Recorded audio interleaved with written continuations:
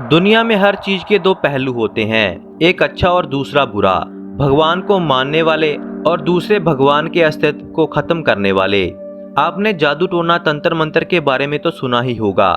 इसी तरह से तंत्र विद्या के भी दो पहलू हैं, एक उस विद्या को अच्छे कामों के लिए यूज करने वाले और दूसरे लोग अपने फायदों के लिए गलत यूज करने वाले, जिसे काली विद्या भी कहा जाता है। आज की हमारी ये घटना एक ऐसी काली विद्या के प्रकोप को सामने लाएगी जिसका तोड़ किसी के पास नहीं था, और कैसे महाकाल महादेव ने लाखों ही बच्चियों औरतों की जान बचाई। देखिए आज की इस वीडियो में। यह घटना बेंगलोर की रहने वाली कविता ने शेयर की। साल 1998 की बात है, जब मैं अपने परिवार के साथ बेंगलोर में रह रही थी। माता पिता जॉब करते थे और मेरी पढ़ाई जारी थी। जिस मोहल्ले में हम रहते थे उस जगह पर बहुत शांति थी, सभी लोग बहुत अच्छे थे। ज्यादातर लोग दूसरी स्टेट से आकर बसे हुए थे। यहाँ हम रहते थे उस जगह के कुछ ही पास एक छोटा सा जंगल भी था, जो उस जगह को और भी सुंदर बनाता था। जिस जगह पर लोगों के घर खत्म होते थे वहीं से जंगल शुरू हो जाता। वहाँ पर एक शिव मंदिर भी था, काफी पुराना महादेव का मंदिर। कहते हैं कि 1890 में एक अंग्रेज अफसर की पत्नी के द्वारा यह मंदिर बनवाया गया था, जो आज भी वहीं पर मौजूद है। फिर जब से हम उस घर में थे, पहले दिन से ही हम शिव मंदिर में पूजा किया करते थे। दिन अच्छा चला जाता था।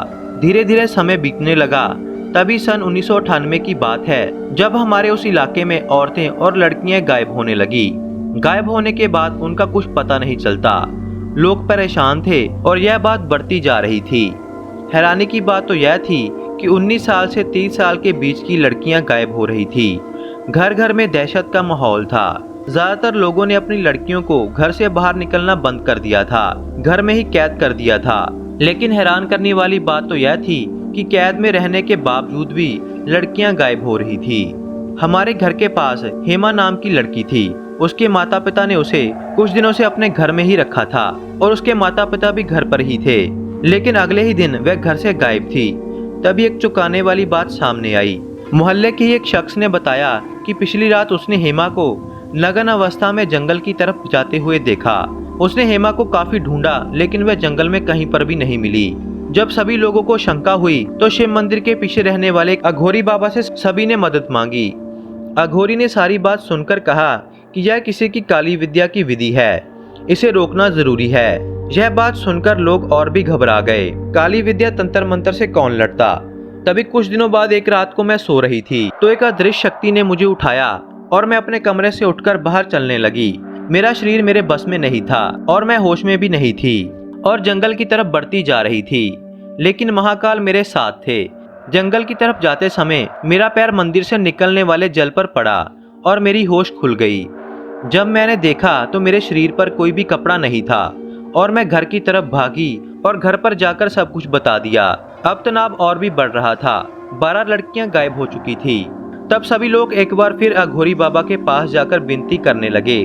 अघोरी बाबा ने सभी को मंदिर में इकट्ठा कर लिया और कहा कि यह मंदिर भी काली शक्तियों पर भगवान महाकाल की जीत का प्रतीक है। जब एक अंग्रेज औरत को महादेव ने काली तंत्र विद्या से मुक्त करवाया था, अघोरी बाबा ने एक पेड़ के पास जाकर अपनी मंत्र विद्या शुरू कर दी और एक रस्सी को फोल्ड करके उस पेड़ को बार बार पीटते रहे।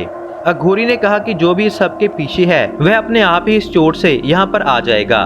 तभी कुछ ही समय के बाद एक आदमी चिल्लाता हुआ वहाँ पर आया, जो कि एक तांत्रिक था, और वहाँ पर आके चिल्लाने लगा कि मुझे मत मारो।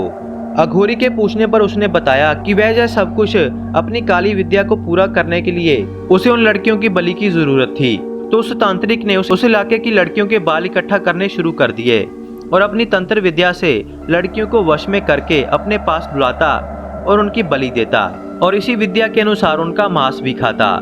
यह सब कुछ सुन सभी लोग गुस्से से भर गए। सभी उसे मारना चाहते थे। जैसे ही लोग उसे मारने के लिए आगे बढ़ने लगे तो उस तांत्रिक का शरीर अपने आप ही नीला और काला पड़ने लगा। धीरे धीरे उसकी जान उसी मंदिर में निकल गई और सभी हैरान थे कि कैसे वह तांत्रिक मारा गया। हैरानी की बात तो यह थी कि कुछ ही पल में उसका शरीर सड़ने भी लग पड़ा था। अघोरी ने कहा कि जल्दी से इसके शरीर को जलाना पड़ेगा। सारे लोगों के सामने तांत्रिक को जलाया गया और तब से अब तक वहाँ पर कोई भी लड़की गायब नहीं हुई। लेकिन उन गायब हुई लड़कियों का कुछ भी पता नहीं चला और उनके घर वालों ने उन्हें मरा हुआ समझ लिया। लेकिन कुछ ही महीनों के बाद एक लड़की वापिस अपने घर आई, लेकिन उसे कुछ भी याद नहीं था। और वह आज भी पागलों की तरह अपनी जिंदगी व्यतीत कर रही है। अगर महादेव की कृपा ना होती तो शायद आज मैं भी इस दुनिया में नहीं होती। इसीलिए जीवन में पूजा पाठ, मन में महादेव का वास होना जरूरी है। महादेव शिव हमेशा आपका साथ देंगे।